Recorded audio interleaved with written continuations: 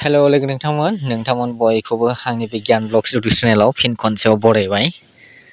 नै दिनै मोनसे नेरसोन हिसाबै थाथोंसै होननानै नोंथांमोननि गेजेराव आङो मोनसे हाबायाव थांनाय बेखौ आं नोंथांमोननि गेजेराव शेयार खालामनो सानलायबाय।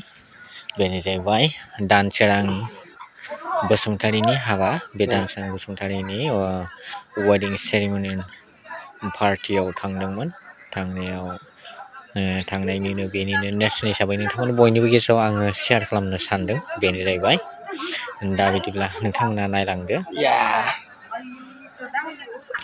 जों गोबां ज' जानानै थांदोंमोन, बयबो दंमोन।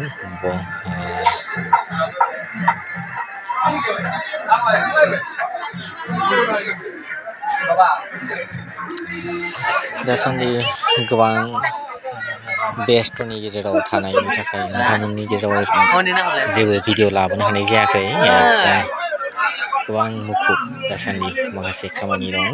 बे खामानिनि भिडिअखौ आं उनावहाय मोनसेनि उनाव मोनसे आपल'ड खालामगोन, नाथाय दानो खालामथ'नाय जानाय नङा। दा बिदिब्ला दिनैनि बे हाबायाव माबायदि खालामदोंमोन, माबायदि साजायदोंमोन, अब्ला बेखौ नायदो।